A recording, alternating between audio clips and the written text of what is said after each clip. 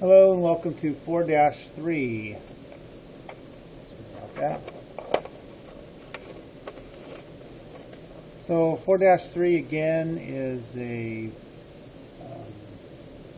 simpler exercise in just getting us to wrap our brains around this idea that a net force, so in homework 1, the one that didn't have a soundtrack, we learned that the net force can be equal to a mass times an acceleration. Okay, so now we're going to learn that a net force can be equal to the sum of all the forces acting upon it.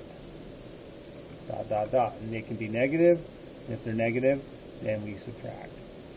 So we have a dog. The dog is represented with our free body diagram thusly.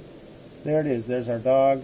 And the weight, which is the force of gravity, is pulling down, and then there's an upward force, some sort of applied force pulling up.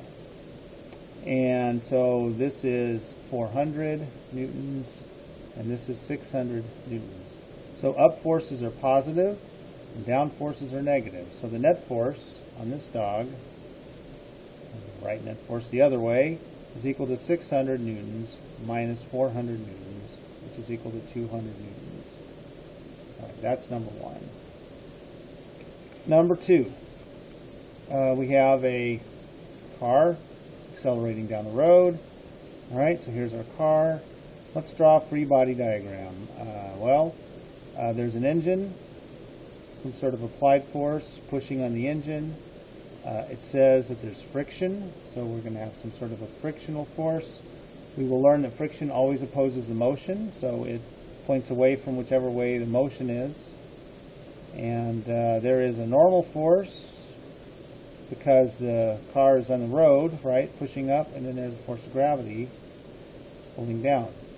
Well, the normal force and the force of gravity are balanced or in equilibrium in this problem because it's a flat surface, right? That doesn't mean, so if this was on a hill, though, the force of gravity would not equal the normal force, okay, but only because it's on a flat surface.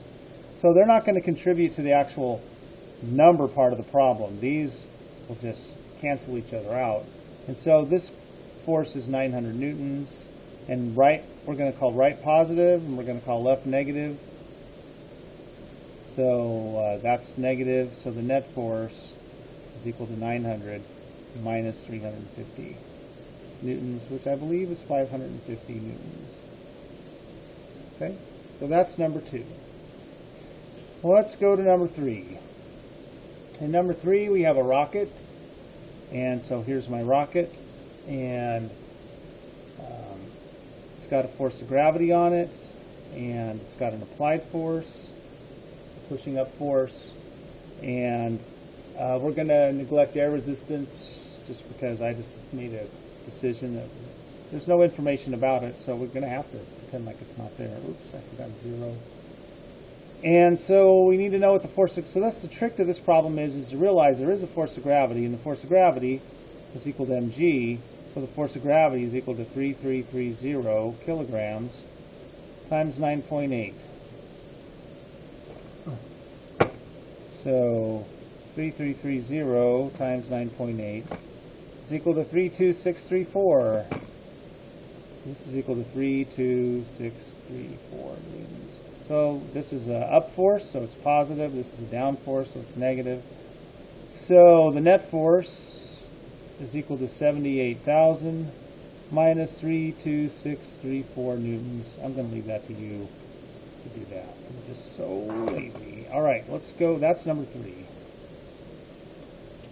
All right, number 4. Number 4. All right, number 4 at the front. Love that. An elevator weighs. So this time I'm giving you the weight. You don't have to calculate it. It's 10,000 newtons. And there's some sort of force pulling up on it. And the net upward force, so the net force in the up direction, is equal to 1,000 newtons. So the weight is 10,000, which is a negative down force, and there's some sort of positive force up. And the difference between them, the net force, is 1,000.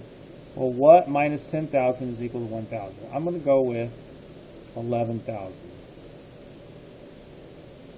That's what the tension is equal to. Number 5. This is a tricky one. Number 5. I'm sliding along the ice at a constant speed. Draw a free body diagram. Okay, here I am. So I've got a force of gravity and a normal force, and I know that arrows are supposed to be equal. I messed that up, sorry. Determine the net force on me. Alright, so here, that's constant speed. It says ice. So what ice is telling us is that ice means force of friction is negligible. And what constant speed is telling me is that delta V is equal to 0. Recall that acceleration is equal to delta V over t. That means the acceleration is 0. Recall that net force is equal to ma. Oh, that means the net force is 0. Because it says constant speed, the net force in the horizontal direction is 0. Normal force and force of gravity are balanced because I don't move up and down through the ice. So that's 0. So basically the answer is 0. The net force is 0. I'm sorry. Right, that is 4-3.